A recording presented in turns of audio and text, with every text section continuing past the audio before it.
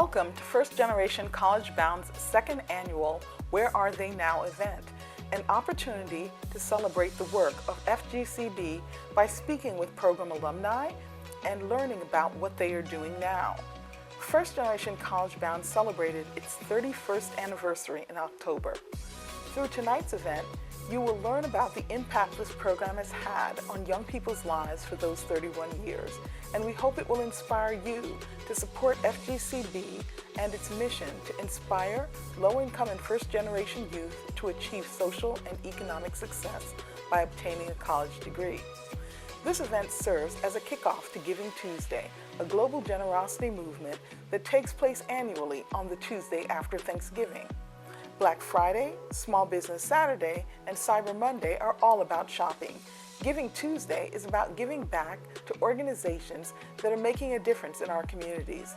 Throughout this event, we will share the FGCB Giving Tuesday website in the chat, and we will share a QR code that you can scan to get to the donation page. Our hosts for the evening are Bridget Akinbola and Gavin Brown. Both are alums of First Generation College Bound, who have both earned bachelor's degrees and master's degrees and pay it forward through their ongoing work with our organization. Bridget is a long-standing member of the College Retention Committee, supporting our students who are in college with encouragement and advice. And Gavin serves as the chair of the FGCB Board of Directors. So let's get started with tonight's program. Welcome, Gavin. So let's get started with tonight's program. We got some amazing speakers, and Bridget, why don't you tell us about our first speaker on the docket tonight? My pleasure. So our first speaker this evening is Dr. Yolanda Lindsay, MD, MPH. She was enrolled with First Generation College Bound since 1994, and she's earned a degree from American University in 1999. Went on to earn her doctorate of medicine degree from the University of Maryland, Baltimore. And today she's a board certified dermatologist specializing in medical, surgical, and cosmetic skin and hair care for adults and children. She is in private practice in Chicopee, Massachusetts. Dr. Lindsay, we'd love to hear from you. Thank you so much, Bridget, and thank you for the invitation tonight. This is my first opportunity participating in this event, so thank you for inviting me. My history with First Generation College Bound dates back to my days at Laurel High School, and I learned about the program and Mr. Fisher, and it was just a tremendous blessing to me to be able to take advantage of the seminars that were offered, the assistance with college application fees.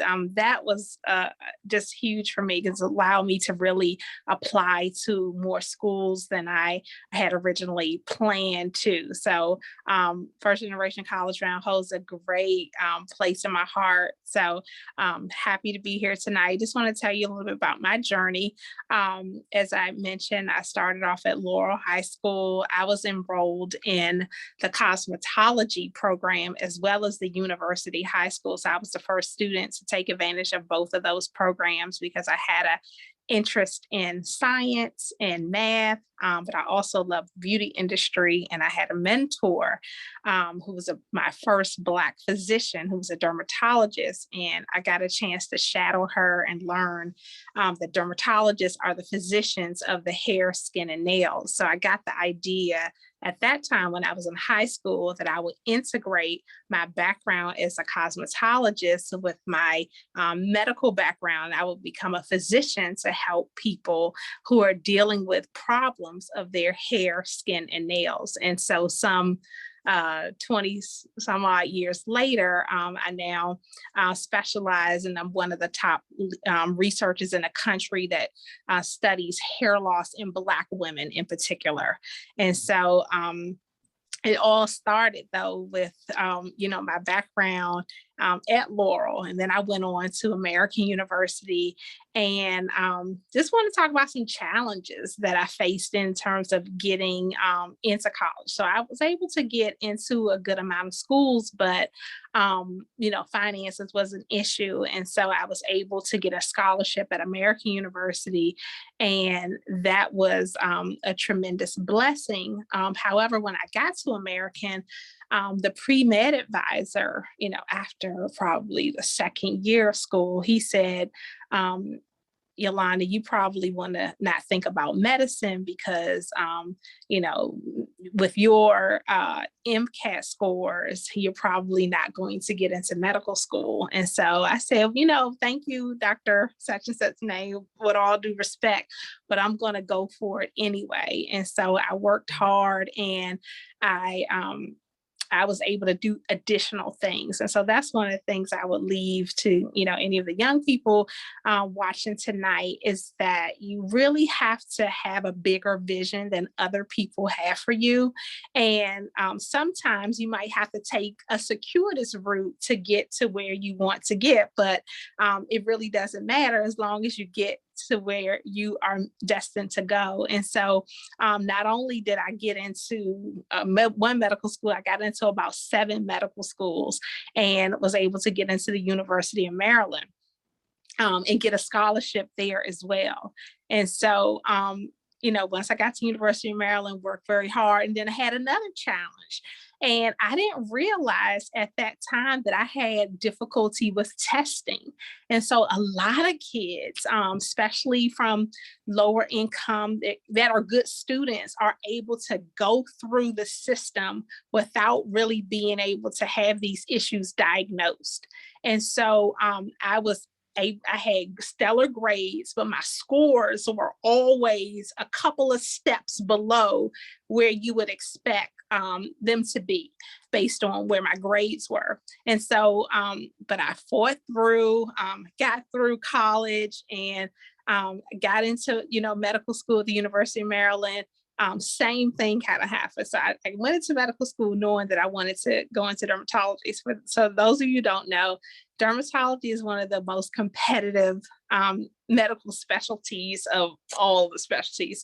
And so my advisor there said, you know what, Yolanda, I don't think dermatology is for students like you.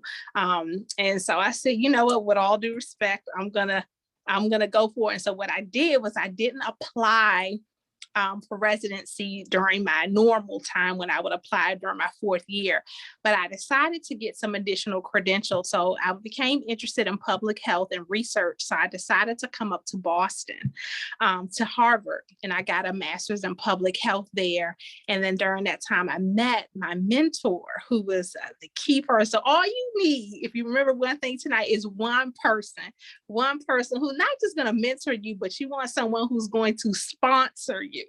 And so I met this woman named Dr. Barbara Gilchrist, who was the chair of dermatology at Boston University. And she invited me to do a year of research in her lab. And I killed it. I was there at 6 o'clock in the morning.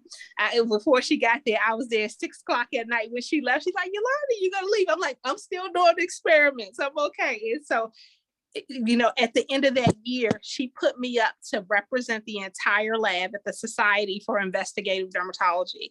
And so all of that to say that sometimes you don't always have every box checked, like the highest scores, the highest grades, but you have to have that tenacity. You have to have that initiative and that just go get it this, just to go after your dream. So I don't want to take up too much time, but I just wanted to, thank First Generation College Bound for this opportunity to share my story and for the where are they now. This is where I am now.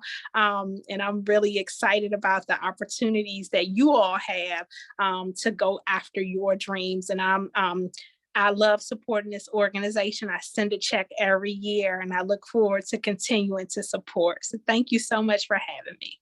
Dr. Lindsay, thank you so much for your inspirational journey, sharing that, and also giving us your time. I believe later on in our program, we're going to have a Q&A time, and that'll be a time we can't get to all the questions, but we're going to definitely, look through them and see what the patterns there are, and we're going to do our best to get some questions out. But I jotted down some great notes from your presentation, Dr. Lindsay. Thank you so much for sharing your journey. What a journey it's been. So look forward to touching base. Well, hey, again, our second speaker is Dr. Dontre Scott.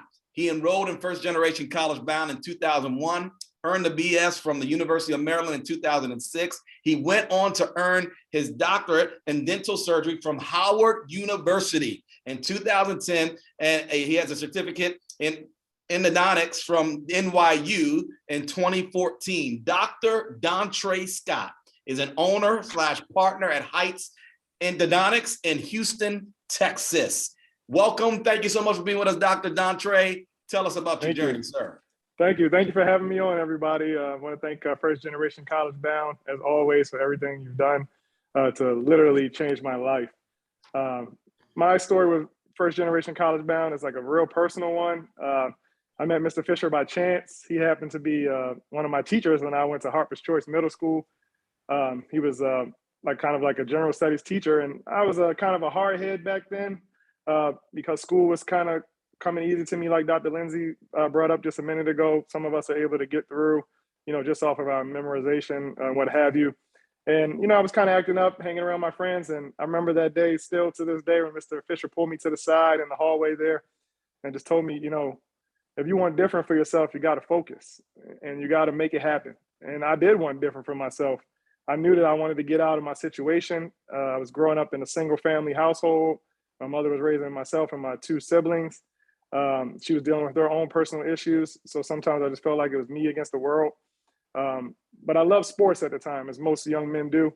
And that's how Mr. Fisher kind of reeled me in. I still remember the project to this day. He said, go research a couple of colleges that you're interested in playing ball for, and just kind of learn a little bit more about those schools and what it takes. And that was my first time. I never even thought about going to college because people in my family just didn't talk about it.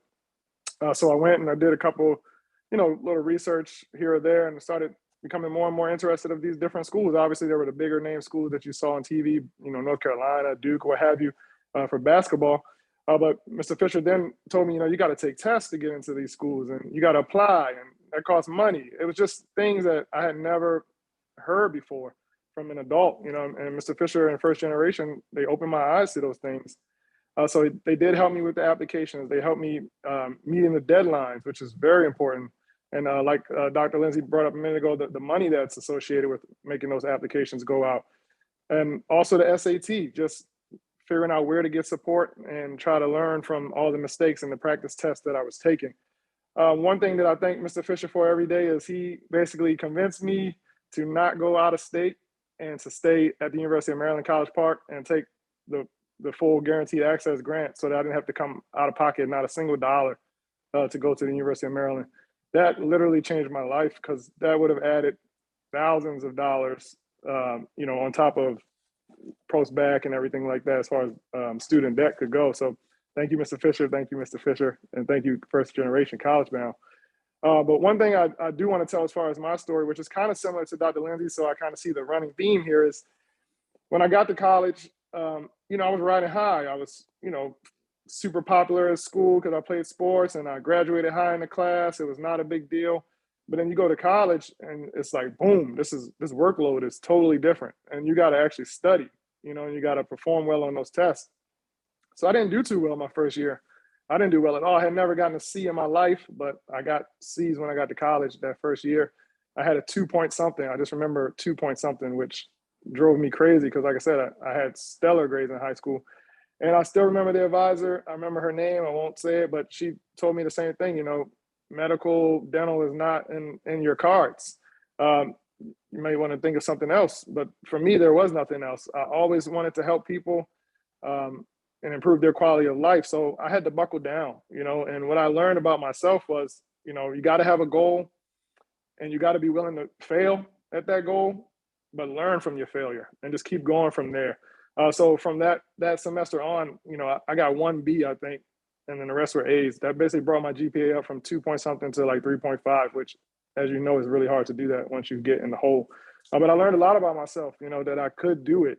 And Mr. Fisher would call me pretty much, I'd say every other week when I was in college, and we would talk on the phone and just check on me and see how I was doing, you know, making sure that I was doing all right. One thing I do want to point out to everyone who's listening is that there are going to be obstacles. There are going to be challenges. You may even have some doubts, you know, why is first generation trying to help me, or what are they getting out of it? Mr. Fisher loves helping people, and everyone in his organization, they love helping people. Because if it was not for them, I would not be in the situation that I am in now. This past year, I became a board certified endodontist. And for you guys who don't know what an endodontist is, it's the guy who does the root canals for you. And he does them without them hurting. All right, that's me. So I'm here to help you save your teeth. But I bring that up because less than 4% of the population of endodontists that are people of color are board certified. So I feel very proud of that. And it's just something that Mr. Fisher can tout on his resume, because he gave me the confidence, he gave me the knowledge and the access to that knowledge, which pointed me in the right direction. So I will forever be grateful. And I'm here to support his mission along the way in any way that I can. So thank you again for having me. And I hope you all are on your journey to success. Dr. Scott, thank you so much for telling us about your journey. I think, you know, one thing that really stood out from what you said is knowing that every step of the way, First Generation College Bound was there for you. You were having regular conversations with Mr. Fisher to help keep you motivated throughout that time.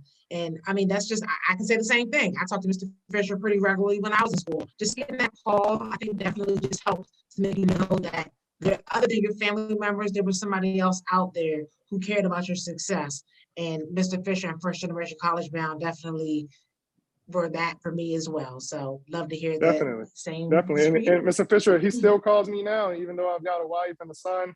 He still checks up on me and, you know, helps me in different stages of life. So this organization, once you become a part of it, you're a part of this organization for life. You got it. That's right. Thanks so much, Dr. Scott. So we're going to move on to our next speaker. I have the pleasure of introducing Mr. Reggie Black. Now, I personally know Mr. Black. We attended Laurel High School together, so go Spartans. He is a 2002 Laurel High School graduate who's earned his bachelor's degree from the University of Maryland Eastern Shore in 2006. And then he went on to earn a master's degree also from the University of Maryland Eastern Shore. So right now, Reggie is currently working as a workforce development specialist for the District of Columbia government. And we are so excited to hear about Reggie's journey. So Reggie, take it away. Thank you, Bridget.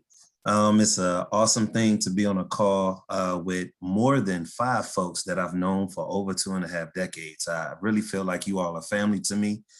I really don't have enough time to talk about what First Generation College Bound has done for my life, because it's literally been a snowball effect from actually sticking it out through post-secondary education and understanding wealth building outside of that, which would have put me in a completely different category had I not pursued school.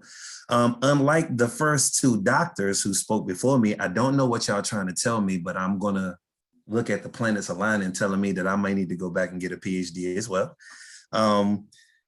School did not come easy to me. I struggled badly. I struggled. And I'm gonna tell y'all how I know that Mr. Fisher is a godsend. If you want to get through to me, then you get through to my parents. So what Mr. Fisher did was he knocked on my door and became friends with my father. That's how I got in line. Gavin is laughing, Bridget's laughing. Anybody that knows my dad, he is a former Marine, right? And so even though I grew up in Southeast and made my way to Laurel and met some awesome people, you know, him befriending my dad, in which they are still friends to this day, right? And I hear about their conversations that they have all the time, definitely kept me in line. But just to get back on track, I just want to say that Mr. Fisher used to be like, man, we're having these financial aid seminars at the school. I need you to come to that. I'm like, man, why you want me to come to this? Why you want me to come to this, right? So then I get there and I'm like, man, I don't want to be here. I want to do something else. Then I actually start listening. I'm like, wow, right? So learning about the money game really changed my perception. And then Mr. Fisher took it a step further. I don't know if you all remember this. Gavin, I think I think you might have been a part of this. We stayed on University of Maryland's campus for 2 weeks during the summertime, and we took a class, we lived in a dorm, and we ate in the cafeteria. And that cemented it for me. I was like, I can do this, right? I'm not at home. I'm around people like me. I was like, oh, I'm definitely doing this. So once I did that, it really opened my eyes. And then after that, we did MLW, Maryland Leadership Workshop, where me and Alonzo went and we became like brothers and just excelled and, you know, got so many awards and still have friends from that time frame to this day that I talk to. So just a little bit about my accomplishments. Growing up, I wanted to save the world. So I wanted to be Captain Planet. So y'all can laugh, it's okay. I wanted to be Captain Planet. Y'all see my hair, I'm almost working on my do, right? So I came up with the idea that 2/3 of the world is water. So I went to school for marine science. Walked in on campus, first day, they said, go to your department, talk to somebody about what you want to do. And like Dr. Lacey, I ran across campus in my Timberland boots and my cornrows, right? And walked up into Dr. Gupta's office. I'm not going to say his first name. And I said, my name is Reginald Black. I want to be an environmental scientist. This is what I want to do. And he said, show me your transcripts. So I gave him my transcripts. And he said, with grades like this, you should go home. Close my door behind you. Exact words. And I made a pact to myself. I said, watch me prove him wrong, right? After that, I graduated from a program my sophomore year called MEMS Up. It stands for Minorities in Marine Science Undergrad Program. I was the 4th person in UMES history to ever go through this program, the first sophomore ever to complete this program in 25 years because they thought it was too much work for a sophomore. Straight A's the whole time while I was there. I went to Western Washington University for a whole semester where I lived with 7 other people in the program from other universities across the United States from January to June. After that, worked with world-renowned scientists from Dr. Jennifer Purcell, who is a world-leading research scientist on jellyfish, to Dr. Steve Solkin, who is a world-renowned scientist on Dungeness crab. I am twice published working with these 2 scientists. Never thought in a million years that I would ever accomplish these things. And I kind of can call myself Mr. Joseph Fisher Jr. because I had a small stint at an adult public charter school where I was a career/college navigator. They were only averaging 2 people in college a year before I got there. And in 2.5 years, I got 35 people in college. I just had a few graduates that are graduating with their master's degrees and wrote 3 books. So we're doing pretty well over here. I still embody Mr. Fisher's spirit every day when I tell people that they can do whatever they put their mind to, and they just have to understand to put things in place for when those weaknesses rise up, because they will rise up, right? But how you overcome that is making sure that you have a support network around you, like the folks on this call and the mastermind around First Generation College Bound. So I'm gonna end it there because I literally can talk the rest of the presentation, just FYI. Reggie, my brother, man, thank you so much for your story, your words. I think I'm seeing a pattern, Bridget, with all 3 of our speakers we've had so far about they were told no, basically. I had the same note, yes. And I'm a pastor, I'm not trying to preach, but you know, there is a scripture that says where there is no vision, the people perish. But I think also without a vision, well, people will give up. And one thing you guys have all had that you've been sharing is that you've had a vision that even a naysayer could not thwart or shake what you saw in your mind and what you were determined to do. And I hope everybody is also seeing on this call as well that these people, as successful as they've been, it's not just about them basking in what they've done. It's also saying, you know what, we're here because we're here to tell you, why not you? Why not you with your obstacles, with people may have doubting you or telling you no?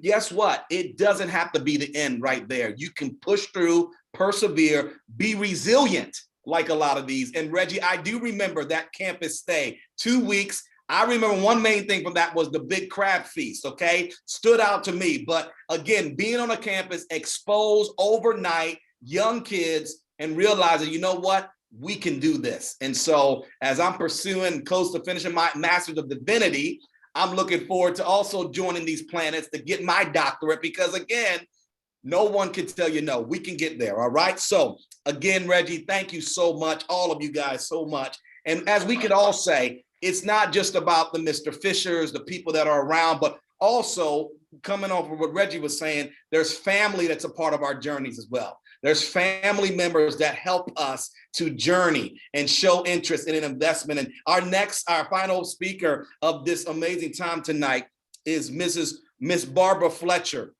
And Miss Fletcher is the grandmother and was a guardian to a FGCB student, Markel Gary. And Markel began participating in first-generation college-bound programs in the 8th grade. He's a 2019 graduate of Parkdale High School and currently attends Bowie State University.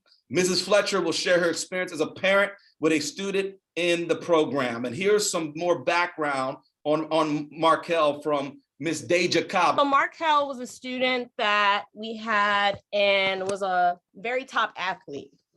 He played football. He would be that kid that would always make you laugh. But I always say he kind of made my left eye twitch a little bit because he had a lot of attitude. But it was all for the good reasons. He had an awesome profile, 3.5 GPA.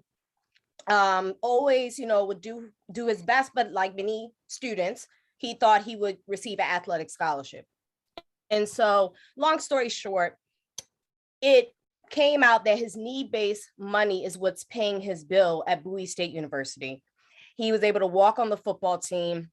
He's doing awesome job with his grades. And so he's actually going into his second semester of his junior year. So he'll be graduating in 2023. So Mrs. Fletcher has raised that boy. She made sure that she's been on top of him since day one. So yes, Mrs. Fletcher, I'm gonna let you have the floor. Thank you, Deja, for that. Mrs. Fletcher, Yes. take it away. Thanks for being with us tonight. You're mute. Yeah, there you go. Hello, everyone. I'm Miss Fletcher, Markel's grandma. Being with First Generation College, it's been a blessing for that boy. It's been a good blessing. I met Mr. Fisher on the phone. I was outside dumping the trash. I retired from Rogers Heights Elementary. So when I got the phone call, I was outside dumping the trash, and all I could do was cry. Cry and thank God and thank First Generation for the blessings and the caring and everything.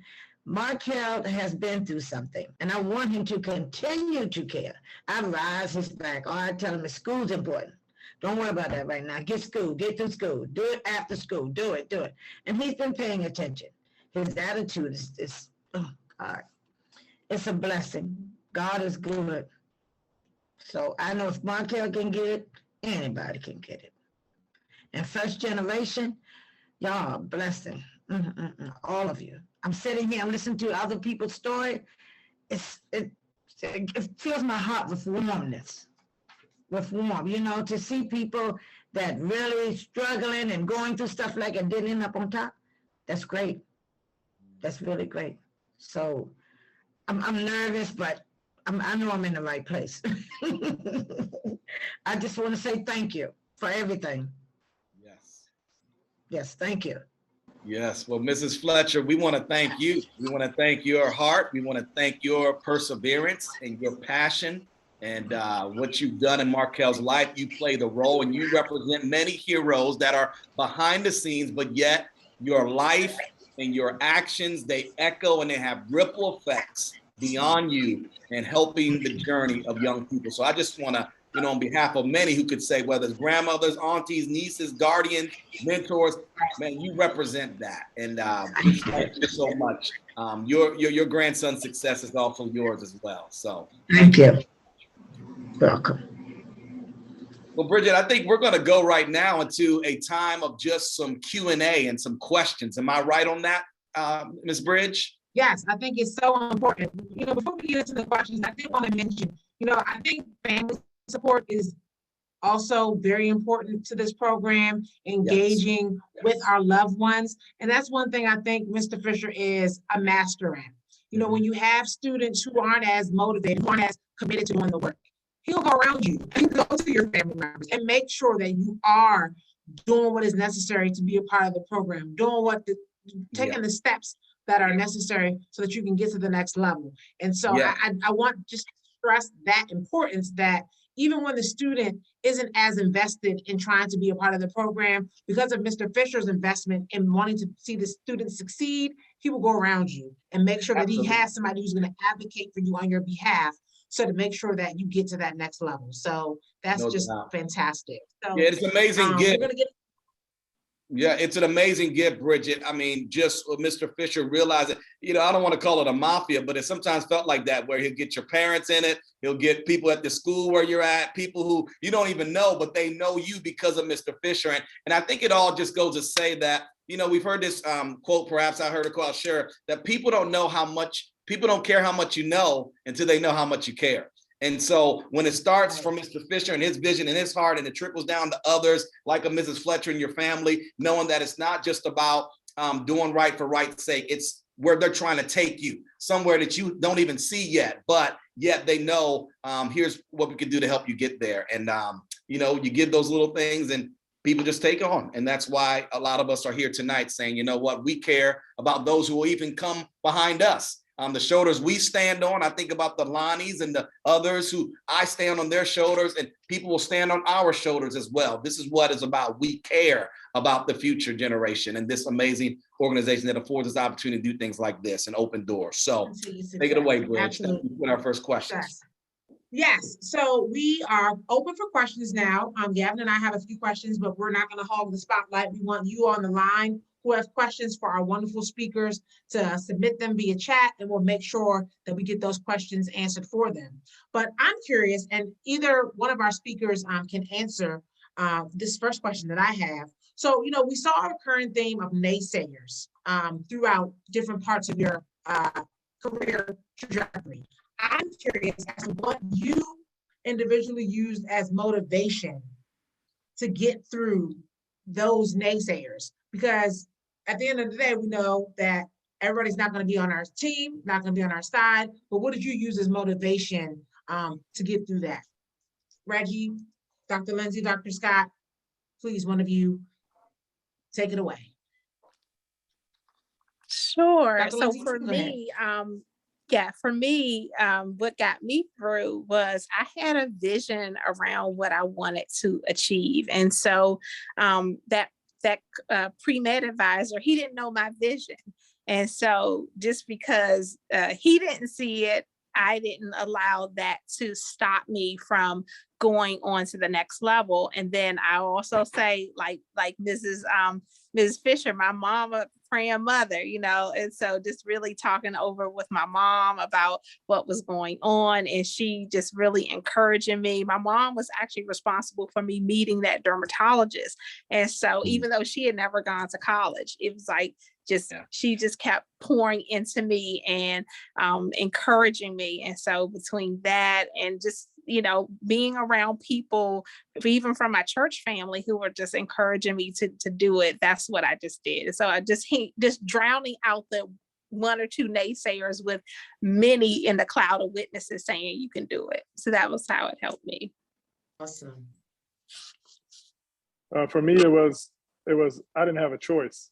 I was getting out of the situation that I was brought up in, and nothing was going to stop it. Mm-hmm. So even along the way, I had to lose friends. I had to make tough decisions, you know, going through college, even to get out. Dental school, same thing. You know, when I got to my residency, same thing. I had a goal, and I knew I had to get out of my current situation because I didn't have the family support that some of the people on the panel have had. And the grandmother that just spoke, like, that's a blessing. If you have that support, you need to take it and don't let go.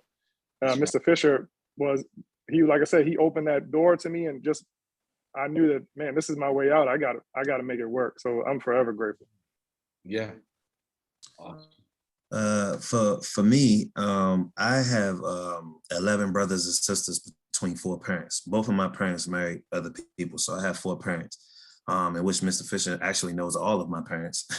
But I have an older brother that went to High Point, and he didn't finish. And you know, I got to ask him before it was my time, you know, hey, you know, what happened? And you know, he told me about some of the pitfalls.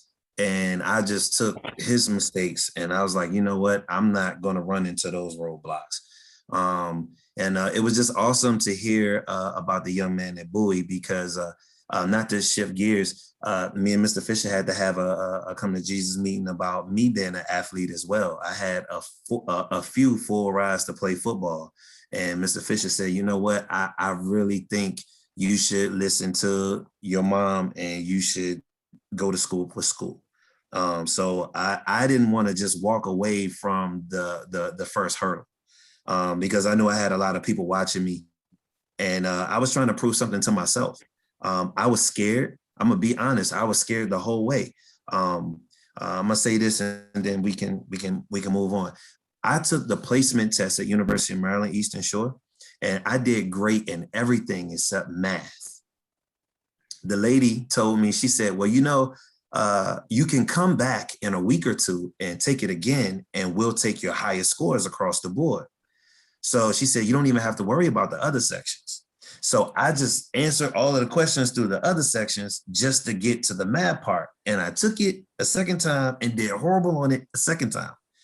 But what I didn't know was that them taking my highest scores was wrong. They took all of my second time scores. So I literally did my whole first semester with 99 courses and 100. So if anybody on the call know, anything under 101 does not count for credit. My whole first semester was all remedial courses. But I'm grateful for that, because going back to the basics allowed me to excel, where some of my other classmates were complaining that they hadn't seen this information since like early years of high school.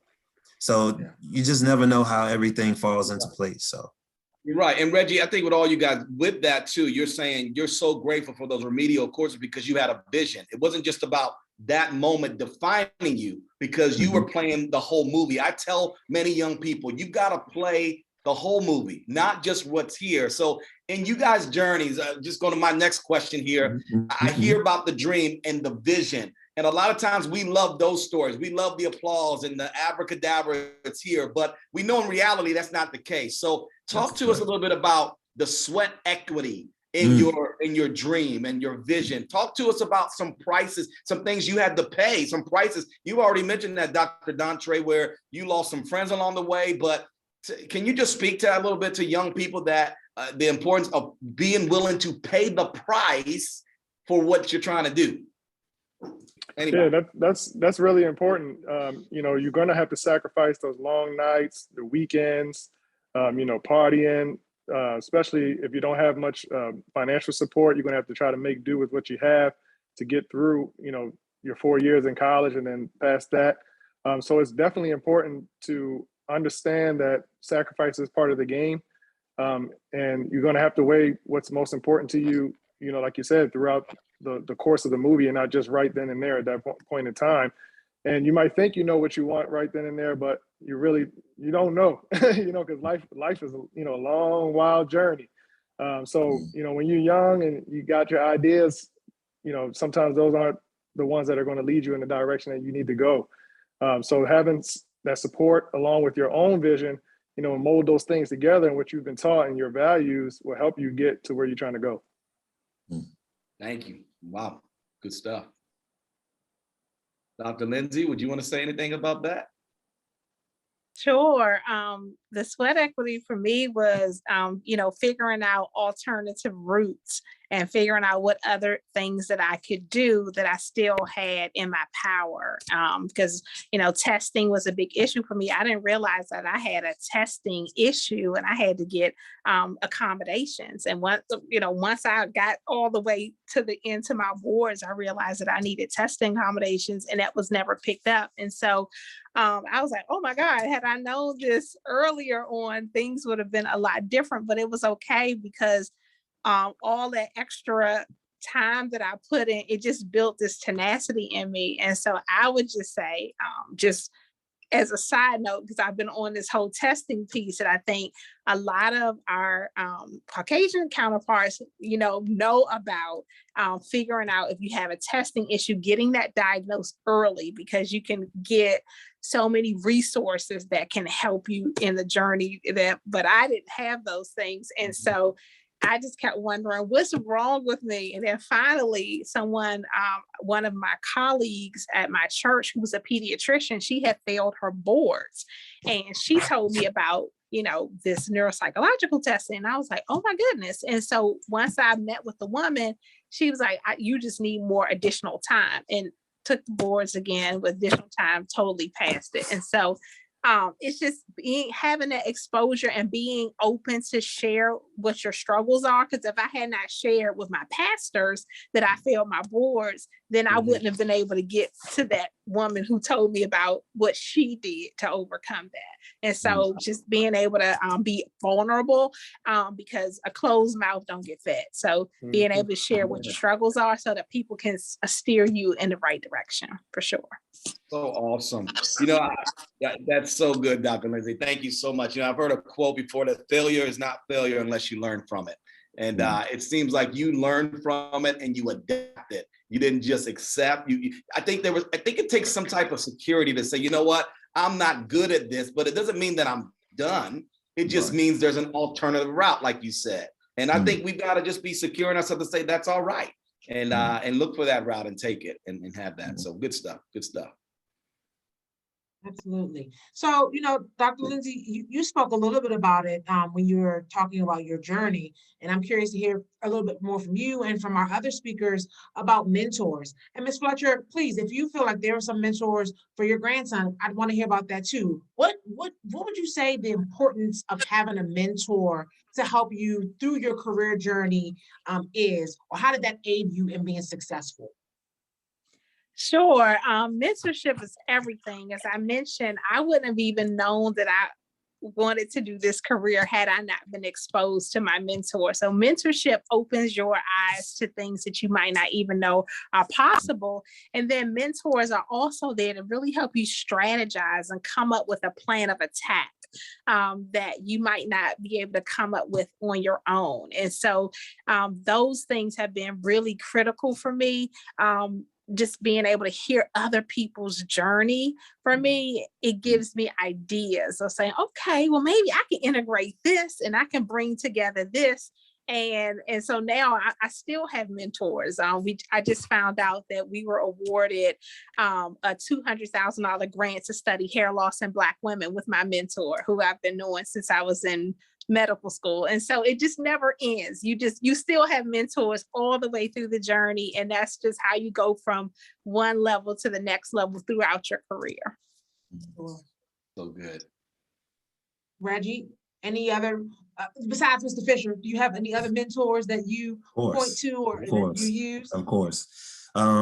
So I will go as far as calling them a mastermind alliance. Napoleon Hill's Think and Grow Rich is like a second Bible to me. Changed my life completely. From the mantras that's in the book. I encourage everyone on the call, if you've never read the book, it will literally change how you think. And you can't do anything by yourself. You just can't. Everybody that's ever done anything great, they've had other people behind them pushing them. And I don't have enough time to name all of the people. But one in particular, my sophomore year, I didn't have the money to put down as a deposit to hold my room on campus. And my freshman English teacher or professor, she also ran the hotel that we had on campus, because we had hotel management, restaurant management, right? So anyway, they had rooms there. And so she said, well, I know you don't have a place to stay, but I can put you in one of the rooms for 30 days. But after that, you got to come up with something, right? So I stayed in the hotel on campus for 30 days. And then it just so happened somebody that was supposed to come that semester didn't come, and I ended up getting their room, right? But to make a long story short, she left after that semester and I never saw her again. I went to an education conference in 2018 and I'm sitting in the Walter Reed Convention Center and I'm looking at this lady and I'm like, she looks so familiar. And I heard her talk and it was her, right? And she didn't know who I was because I looked different from my sophomore year. And I got up and I shared my story and I said, I would like for her to stand up, and I pointed her out and she stood up and she cried. And she said, I woke up this morning for a reason, looking to continue in education. You just never know. Yeah. You just never know. Yeah. You just never know. That's awesome. So good. So good. So are you all mentors to others? Oh, sorry, go ahead, Gavin. No, go ahead, Brady. I was going to ask a follow-up. Are you all mentors to others? Not because people have paved the way for you or been that for you. I'm just curious, are you currently mentors to others as well? Dr. Scott? Definitely. Absolutely. Yeah, definitely. So I try to bring people up. It's a model that a fellow endocrinologist is called Lift As You Climb. Basically, just try to bring people along with you. My mentor was Dr. Langston Smith. He was the first Black endodontist in the Navy, board certified, and he, pulled me up at Howard along the way, even at Maryland. And then same thing, I try to help people get through the application process. Just letting them know, like you mentioned earlier, that you're not alone in this journey, and just try to give them my experience. And one thing about being a mentor and even finding a mentor is you want someone who's going to be honest. You don't want someone to just walk around toting their accomplishments and trying to make you fill their shoes. It's not about that. It's about being honest. And how we all been on this conversation, we've told you that it wasn't like I got straight A's all the way through and it just was a cakewalk. It's not like that. That's not life. So finding an honest mentor is really important. Yeah, yeah. I would definitely second that for sure, Dante. Oh, were you about to say something, Gavin? No, you're good. You're good. You say it, okay. And I've even become the go-to person when those same people at the University of Maryland medical school who told me in that office that I couldn't do dermatology, when they've come across students who had some testing issues, they're like, you need to talk to Yolanda Lindsay. So now they just send them my way. And being able to hear that story, they like, okay, this is definitely possible. So that's been just a huge blessing to have those same naysayers to now send people my way. Yeah, come back for that setback. That's awesome. There's an African proverb that goes, if you want to go fast, go alone. But if you want to go far, go together. And you want to go far. So you want to bring people with you and also tap into that wisdom. And it takes humility to realize, you know what, you've got something that can help me. And I got to admit, I'm not there yet. And let me just open myself up and expose. But also to say, you know what, hey, it's about paying it forward. That's right.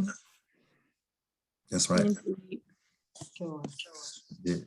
Well, we don't want to hog all the questions. Do we have any questions from any of the participants on the line? We have some. All right. I'm just looking through the chat really quickly, make sure we aren't missing anybody's burning questions.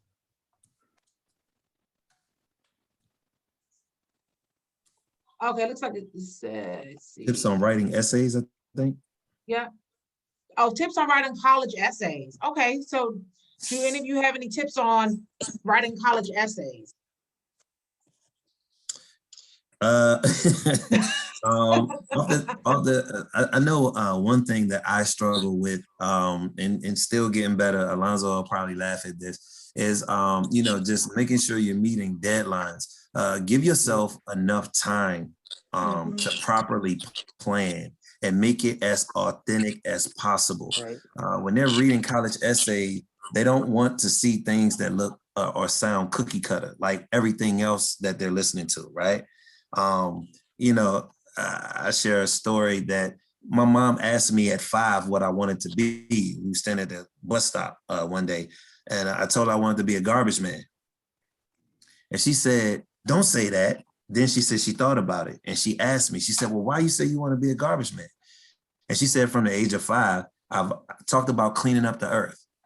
So when I walked across the stage with my environmental science degree, she cried. And I was like, what's wrong? And she said, it's just so crazy to see you still embody that passion for taking care of the earth. So my pointers are be as authentic as possible and relate it to yourself. Don't tell them what you think they want to hear. Just be yourself. And get somebody to proofread it. That's very important. Big time. Big time. Big time. So my next question then is, if you could think back to your days in college, is there anything that you would tell your college self from that time, based on what you've learned throughout your career now? What advice would you give to your college self? Financially, I would tell myself to not waste money and try to invest a little bit, you know, even if it's just a little bit. That's one thing. And then the second thing I would tell myself is that this isn't the end of the world. That's right. You know, right then and there, you think it is, but it's not. Those are two things that I would tell myself. Okay. I would say to myself, just save up the money, and save up the money for real. I mean, you don't have to go out and eat and do all the things. Just save up the money, because I feel like the less loans that you can take out, the better position you're going to be. I think a lot of people make choices based on a lot of debt that they end up getting into on their educational journey. And so it is incumbent that we likely will have to take out some debt, but try to keep it to a minimum and just think about delayed gratification. So I would say that. I would say the mentality of ownership. You know, when you're in school and you say things like have my own place, but that doesn't necessarily mean home ownership, right? So, you know, just understanding that there is a life beyond college when it comes to finances. And that's why we're all touching on that, because we all probably feel like had we invested a little earlier or started a little earlier learning about finances, we probably would have been, not that we're not in a good boat now, you know, but probably would have been a little further ahead than we wanted to be, or than we ended up being. So advice on somebody who isn't the best student, looks like didn't have the best GPA. They kind of want to know what advice you may have to maybe help them still get to that level of achievement, even if not having the best GPA. What would you recommend for a student that's in that position? I think Dr. Lindsay touched on it really good, so I want to let her answer that one.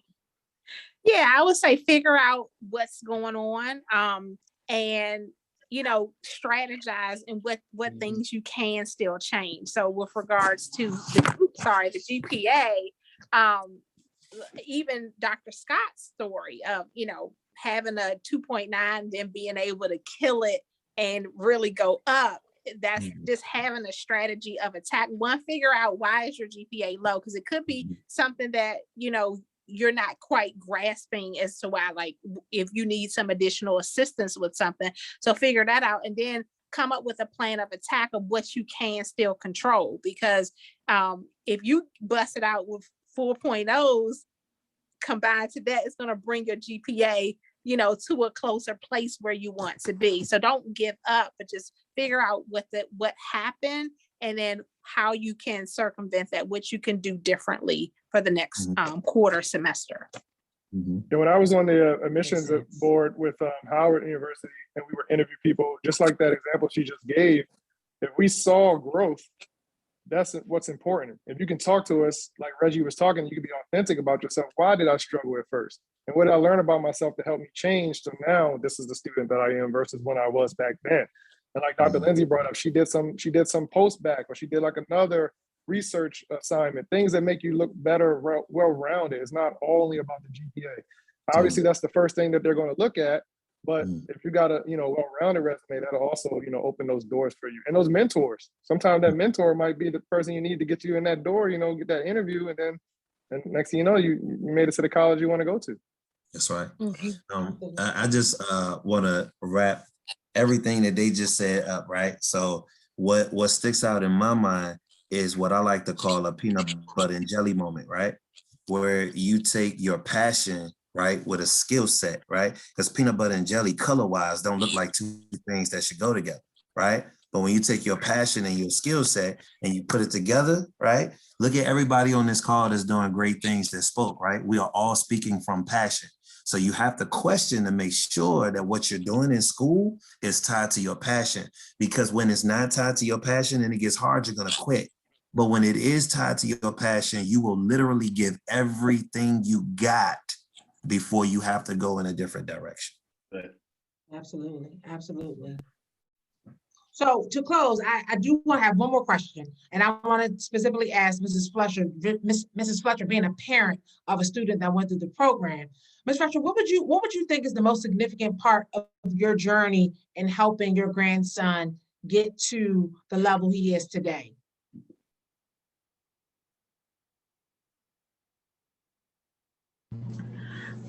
Reminding him that he can be anything and do anything in his life that he want to be.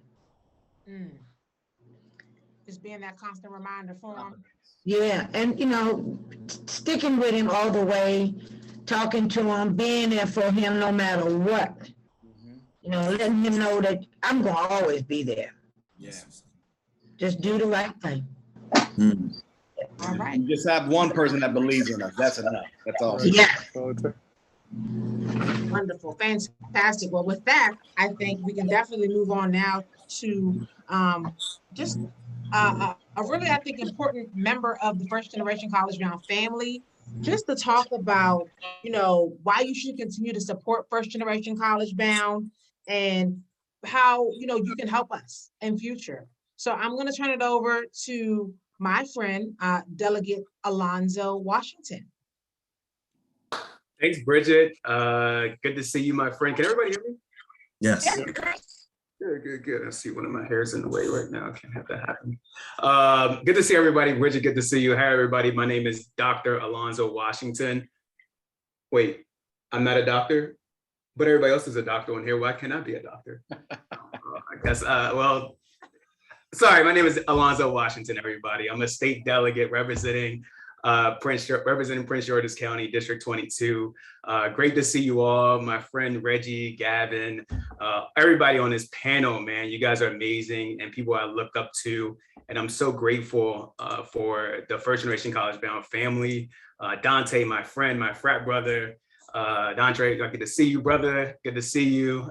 And all the doctors that are on here. Mrs. Fletcher, I just want to say, look, my mom passed away a few years ago, and you are so powerful in what you've done and what it means so much. I know he was your grandson, but it means so much to us and people like us who grew up like us to have our parents and specifically our grandparents next to us, guiding us. So we're forever grateful for you and your service and for your love and caring and kindness that you have displayed to your grandson. So thank you so much. I want to thank Mr. and Mrs. Fisher for all the great work that they've done over the years. I made a joke in the which nobody got because I'm corny, but I made a joke about the assignment, and I was like, well, if you get Mrs. Fisher to do it, you'll get into college because she wrote my essay for me. And if she reviews it for you, you're going to get into college, man. It's going to happen. And I want to thank our board, our unsung heroes on the board, yes, who have done like amazing work for this organization for 31 plus years. Wow. It's just been an absolute amazing good work. And I sound like Mr. Fisher, I'm giving all these thank yous away right now, right? But I also want to just recognize my friend and colleague, Delegate Jared Solomon, who was here from Montgomery County, who was on a bit earlier, and for his support for First Generation College Bound. And I just can't tell you how much, in a couple of weeks, guys, I'm actually getting married. I'm getting married, and I am so excited. Me and my fiance are really excited. We're getting married in the beginning of December, and if it wasn't for First Generation College Bound and Mr. Fisher coming to my house in Kimberly Gardens, knocking on my mom's door, convincing my mom for us to be in the program, I wouldn't know friends like Reggie Black, who's in my wedding. I wouldn't know my frat brothers, about 5 of them who are in my wedding, and who have made an impact on me, a significant impact on me as not only just academically, but as a man and growing up as a man. We don't speak about this enough, about the impact that First Generation College Bound has on the Black community and the Black economy, and how we're taking and how this organization has worked its butt off and worked strategically to make sure that economically disadvantaged students and families work their way out of poverty through going to college or after post-secondary, obtaining a post-secondary degree. And they have really added to the economy, whereas we are all giving back to the community 3 or 4 times over. And so, working in this organization, I think what folks don't know is that, it takes a lot to run an organization at First Generation College Bound for 31 straight years. It takes advocacy, it takes getting in front of the right people, it takes building and cultivating relationships, it takes hiring the right people and sometimes firing the wrong people, and realizing like what that vision is. And Mr. Fisher had this vision years ago, and without his vision, we wouldn't be where we are today. And this thing costs money. I know for sure that it costs money because I actually run a nonprofit myself. My story has come full fold, where I'm not only an elected official, but I'm an executive director of a nonprofit now. And working at a nonprofit where we have a nearly $20 million budget a year, it takes time and commitment to actually run an organization. You got to hire people, you got to pay for their salary, you got to pay their salaries, you got to pay their health benefits. Sometimes you got to pay transportation, sometimes you pay for computer equipment, and then you got to send students onto field trips like MLW, like Reggie talked about, the Maryland Leadership Workshop. I mean, those are things that are just critically important to provide those wraparound resources that not many nonprofits do. First Generation College Bound is unique in what it does. I represent the state of Maryland, and you don't see nonprofits like First Generation College Bound that can last 31 years and even more and be sustainable. You don't see that. And so because of Mr. Fisher and him calling me every single day, I'm joking. Because of Mr. Fisher, we were able to pass a piece of legislation the first 2 years I got in office to provide $250,000 over the course of 2 years to nonprofits like First Generation College Bound. That was a pilot program. Nearly 8 years later, Mr. Fisher, we are able to announce that this past session was so successful that we got $5.2 million from the state to invest in nonprofits like First Generation College Bound. These are a piece of legislation that, right? Come on, man, this is big stuff. This is the first time the state has ever invested in nonprofits like First Generation College Bound to provide open, quality access services to students of first generation descent, and also people who are coming here that don't know their way through the college access process. And so that $5.2 million is not a pilot program. It's not a pilot program. That's $5.2 million every year until infinity and beyond, period. 5.2 million. That's what we did. That's what we did together. That's what we're going to continue to do. That's what we're going to continue to fight for. That's why we need you today to continue to. That doesn't give you an excuse today. That's right. Does not give you an excuse today. I did my part. I'm doing my part. Now we're asking you to do your part. You do your part. Absolutely. Donate to this great organization, because every penny matters, and not that 5.2 million will not go all the way to the First Generation College Bound. It's going to be part of it, and we need you to donate right now because these stories matter. I tell my story all the time. I have been empowered by Mr. Fisher. He gave me my first opportunity to public speak in front of the Prince George's County Council. And, I am able to tell my story today because of him and because of the family and because of the work that this family that he has built. Like, I can't tell you, I mean, every time we see each other in these types of settings, in these rooms, the folks that grew up in Kimberly Gardens, we are so happy to see each other and just love each other. And this is a great organization and a great family. So you're making a historic investment in First Generation College Bound. And I just want to say thank you, Mr. and Mrs. Fisher. Thank you to my friends and the folks who also went through the college access program with me and before me and after me. And we're going to continue to graduate so many different students matriculate them from high school to college and beyond. And so thank you, everybody. Without further ado, we're going to have a video, I believe, that's going to be played before our CEO of First Generation College Bound, Joe Fisher comes and shares some remarks.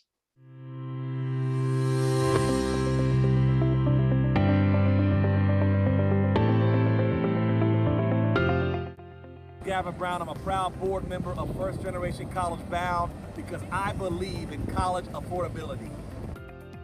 My name is Florence Akaje, and I am a board member of First Generation College Bound because I support college affordability and believe in education for all.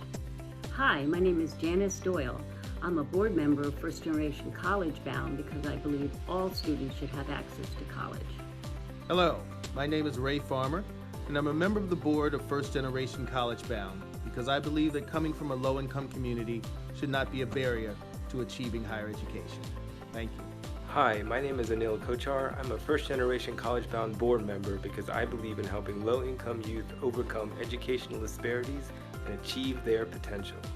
Thanks, friends and family. My name is Courtney Mercado, and I'm a board member for First Generation College Bound because I believe that education is truly the key to success, and everyone deserves access to it. My name is Rena Ross. I am a board member of First Generation College Bound because I support college affordability. My name is Michael Wood, and I'm a proud board member of First Generation College Bound because I believe that every young person would benefit from the additional student support services provided through our organization. Hello, I'm Walt Townsend. I'm committed to First Generation College Bound because of the founder, Joe Fisher, and his passion and bold leadership exhibited over 3 decades to provide opportunities for those who face challenges in gaining entry to college. Education is a key to unlocking the future. Everyone deserves a chance, no matter the impediments before them. As the Latin phrase ad meliora reminds us, toward better things. Thank you.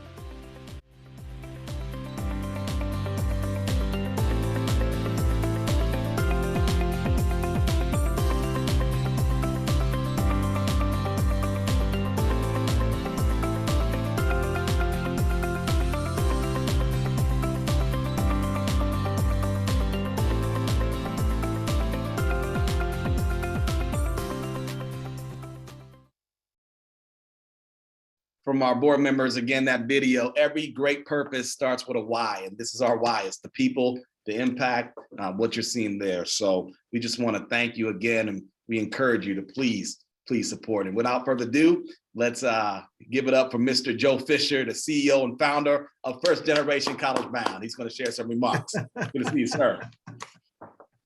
Wow, what an evening, what an evening.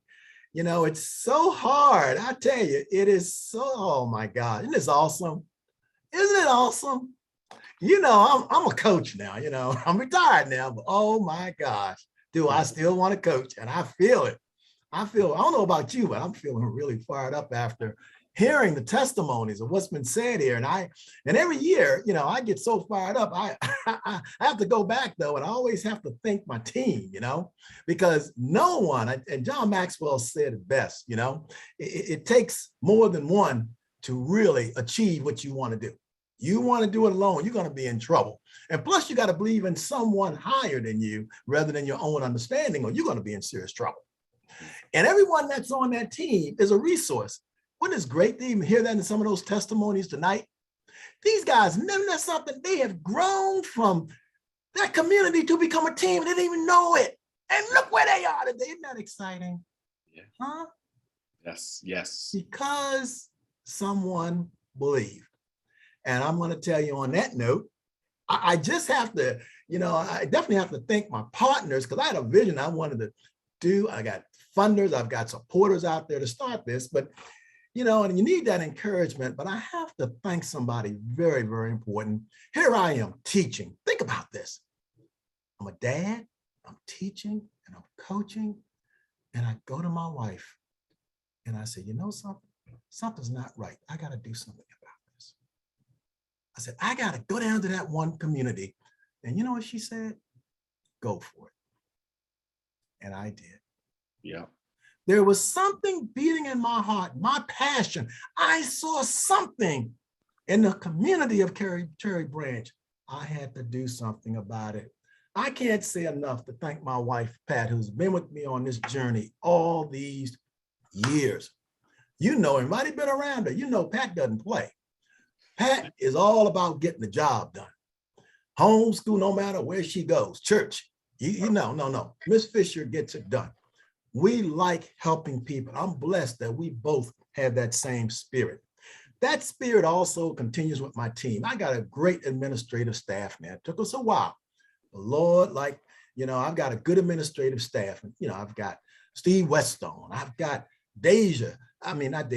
She's on the program staff, but I've got Deborah, the database, and I got Miss Judy. Everybody know Miss Judy. She's a hugger, You see Miss Judy, you can't forget her. She's the person that make you, that's the way she is. She's Miss Judy. And then we've got my program staff. What a team. Oh my goodness. Miss Deja's leading that group, and she's got Miss Anna Coco working with her, Miss Mercedes, and then we've got and we got Miss Mercedes, Miss Anna Coco, and along with that, we have Josue and I don't want to get anybody, and Justine, Miss Woods. And we got 2 interns working with us from Catholic University. Isn't that something? We got one from Catholic University and one from Bowie State. Hey, isn't that wonderful? Look at the difference we're making. And I can't say enough about my wonderful board of directors. I've been really blessed. You've heard them. They've been with me for years. What a major resource. Young people, hey, let me tell you something. Look, we do need our young people, but let me tell you something. We still need our wisdom. And I've got some people, boy, you may have that youth and you got that energy, but let me tell you something. I want to make sure you go about it the right way. So it's nothing like carrying some wisdom with you. It's like fighting for my mother to get into that car on a long trip. Everybody wanted mom because whenever we needed something, she knew exactly what to do. So you need that along the way. And our panelists, weren't they wonderful? I've said that already. Look at that, Dontre Scott. I remember Dontre Scott in middle school, Yolanda at Laurel High School, and Reggie, as he said about his dad, and also Miss Fletcher. One of the things that Miss Fletcher, as a parent, I wanted to mention to you, Miss Fletcher, let me tell you, here we were, Mr. Weststone will tell you, we had a serious situation. This young man had money paid, tuition, room and board to go to Bowie State, and all of a sudden got distracted because a coach said to him, he can go get an NCAA scholarship if he went to a community college. Miss Fletcher, you remember that, don't you? You remember that? Well, I know, but we stayed the course. You did exactly what I told you to do, and we got him off to Bowie State, and we're in good shape now. Much better shape. Got the GA grant thanks to Maryland Higher Education Commission. I'm gonna tell you all something. Please understand, just because these kids have money to go to college and you tell them, don't think they're gonna come running for it. It doesn't work that way. Don't think they're gonna tell you to do it. It doesn't work that way.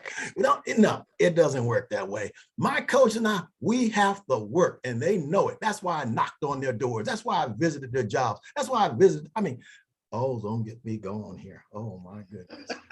Oh, Lord help us, child. All righty. Then I have to thank Delegate Alonzo Washington, of course. He's done, amazing. He did something historic. Do you know that's the first time ever historic funding is in the state budget to support programs like First Generation College Bound, helping students of poverty? That's huge. And who would have thought this eighth grader would be the one to make that happen? Thanks to the state of Maryland. What a wise investment. Huh? What a wise investment. You taxpayers out there, you've made a wise investment. Yeah. This is no joke. This is serious. You're talking about a return on investment, ROI. This is it. This is it. And I can't thank enough our facilitators, Bridget, I'll tell you, you guys are great. Isn't that wonderful? Here it is. Bridget, health administrator. Who would have thought, huh? Who would have? I know your dad would be so proud of you today. He's not here, but I know he would be proud. And I think about Gavin, and here he is, pastor of a church as well. And here he is, the board of First Generation. Who would have thought this kid from elementary school would be the president of a board of First Generation College Bound? Hey, and he's volunteering his time to do it, and he's pastoring the church. He's got energy too, by the way. It's not just Mr. Fisher. Gavin rocks and rolls. He's a mover and a shaker too.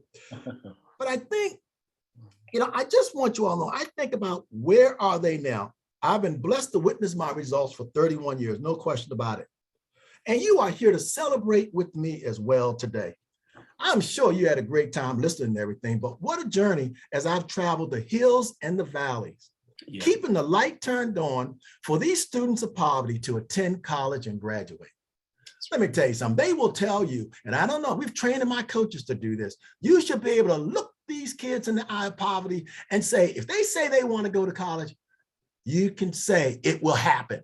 We got the facts. We got the results. Don't tell us that it won't happen. If you believe you get that high school diploma, you are going to be gone. You are going to be going to a place being well more informed. You're going to be a problem solver. You're going to be able to help somebody. And just like First Generation College Bound, which has been established and found for a kid who didn't want to go to college, see what education does? It makes a difference. I think that, and when you think about that, I've gone to, so today, think about this. You've seen it, but I'm gonna say it for you again, just in case you missed it. Today, we celebrate more than 2,600 kids that have entered college. 1,500 currently enrolled, 1,500. And we're volunteers still raising the money to do this. And guess who's overseeing it? Ms. Fisher. You find these kids, they would tell you, hey, I got my Chick-fil-A card. I said, Ms. Fisher must send it to you. And we got the volunteers. Bridget and them would tell you, the alumni didn't tell you, they even volunteer. Reggie came in and spoke to the homework club. Bridget comes in and helped with the college retention program. Gavin comes, on the board of directors. These volunteers have come back. Everybody talking about coming back. We got guys coming back. And by the way, Dontre's got an appointment with somebody on Zoom. Why? Because we got a student that want to go into dentistry. And Dontre's got an appointment next Saturday to talk to that student. Yeah. What a resource. What a resource. That's what this is all about. And think about these high achievement. Since that time, we got 964 high achievers, 154 associate's degrees, 653 bachelor's degrees, master's degrees, 141, 8 doctorate degrees, 5 lawyers, 3 PhDs. And last year's class of 2022, 2021, 2021, kids come to me, I'm coming for scholarships. Oh, whoa, whoa, whoa, whoa. I need you to take care of the basics. That's the reason why last year's class got $2.8 million, and which equals to 11.4 million over 4 years. Why? Because they took care of the basics. Listen, there's a process of getting there. It's called the pedagogy process. There's a process of getting, everybody wants to get over there overnight. So that's what's wrong today. Everybody wants instant. Everybody wants instant. We as parents know it's not about instant, it's about the process. In that process, you need to have a winning attitude. And you know what? With that winning attitude, with everything that's happened to me, let me tell you something. That's why I got a passion for education. And let me tell you something, I wouldn't have it without the problem coming from my family, my parents. You know why? Because I believe, and I started this journey bridging the home, church, school, and community for success. Why? Because that's been passed on, those core values, to my 8 siblings and I. And that's the reason why it happens. You know what? The same thing has been passed on to my wife. And that's the reason why we work so well together as a team. We know what's important in life. As my mother would say, if I can help somebody along the way, my life will never be in vain. And Rena knows my mother. My mother said, if I don't see you next time, I'll see you in the roundup. And she knows what I'm talking about. My mother was a praying mom. My mother knew where to go when the challenges came. She never gave up. She never gave up. She believed so much that she raised us with a 6th grade education, just like Alonzo's mother. And guess what? She got her GED at age 52. It's never over until it's over for anybody. And I want you to know, yes, feels like church tonight, everybody. I'm sorry. It's been that way from the time the program started. If you don't have it, I'm sorry, but that's where it is. We all have this unique spirit and it has to be awakened. Your spirit got awakened tonight. And I just want you to know, you have to believe. You out there, if it's students on here, if you want to achieve your goal, you have to believe. You got to find the right people to stay the course to achieve your goal. That's what this is all about. And somebody said something to me, and I'm a coach, and I just want you to know this. They say practice makes better. I'm a coach because you want to be encouraged. Practice makes better, everybody. Everybody says perfect. but perfect can keep you still.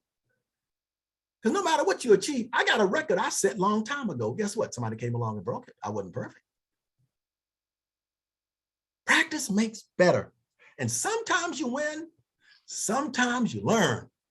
You want to stay motivated? Hey, you are you. You're special. It ain't over till it's over. You keep learning. You keep learning. You keep learning. You keep learning. You'll always keep moving. I don't care what becomes before you, because my mother and father taught us that very well. So I want to share some with you very special. This friend of mine said to me, Terry Brown, South Carolina. He said, I'm mentoring these young men. And he said, you know what? I'm not worried about you. And I've shared this with my staff. I'm not worried about you thinking outside the box. You hear that all the time. I'm not worried about you thinking outside the box. I want you to figure out how you got there in the first place. Think about that. And there's a movie called Finding Nemo, animated movie. He didn't listen to his parents. Father was doing everything, keep him straight. Guess what? He found himself in a fishbowl. And that's why I'm so passionate about this work. And we as parents know, if you got kids, you don't want nobody controlling your kid. You don't want your kid to end up in a gang or anything like that. You want your kid in the right environment so they can achieve their goals, where they can get where they want to go. So on that note tonight, I just can't thank you all enough for being here. Like Alonzo said, I got a staff, we got operations, we're on the move. But you know what? We've gone generationally. We want to go more generations, and we need your support to make it happen. Yes, I'm fired up. Yes, I'm fired up, because we've been on the move since year one, and we are making it happen. Before you know it, we'll have 1,000 achievements, and because of you, we're going to make it happen. Thank you all for coming tonight. I'm going to go back to our facilitators. They've done a great job. Give them a round of applause. Hey, hey, hey, let's go team. Thank you so much, Mr. Fisher. Your speeches are always well received. And, you know, as you talked about, you know, it takes a lot to keep this organization moving. And so First Generation College Bound operates because of generous support of our sponsors. So we want to take this opportunity now to recognize our corporate sponsors, Academy Ford, Berman, I'm so sorry, Academy Ford, Berman Enterprises, Comcast, and Conterra Realty. Our county government sponsors include Prince George's County Office of the County Executive, Prince George's County Council members, Housing Opportunities Commission of Montgomery County, Prince George's County Public Schools, Prince George's County Department of Housing and Community Development. Yes, and also our state government supporters, Maryland State Department of Education, University System of Maryland, Senator Jim Rosapep, our foundational supporters, Jack Kent Cook Foundation, the Meyer Foundation, the Scheidel Foundation, nonprofit and faith-based supporters, Laurel Presbyterian Church, End Time Harvest Ministries, Olive Branch Community Church, and Sigma Phi Fraternity, Epsilon Phi Boule Group. We want to thank all of you. Thank you so much for supporting. We want to also take an opportunity on behalf of our great organization, the workers, our board of directors, everyone who plays a part, those who've been on our panelists. Thank you for tuning in tonight, and please spread the word. We cannot do this. We can't go another 30 or so years without your help, without your support, without your encouragement. So we want to thank you all for tuning in. It's been an honor to host with you, Bridget. Always a joy, always a great opportunity. So thank you so much for lending your expertise and the gift of your time to tonight and serving as a co-host. Thank you. And I want to thank our speakers. We have great speakers, and Dr. Lindsay, Dr. Scott, Reggie Black, and Mrs. Fletcher. Thank you so much for providing all of the wisdom that was needed to our audience today. And we wish you all well as you all have a good rest of the evening. Happy Thanksgiving to everybody. Happy holidays, everyone. Take care. That's right. Thank you. Have a good one. Good night. Good night. Good night.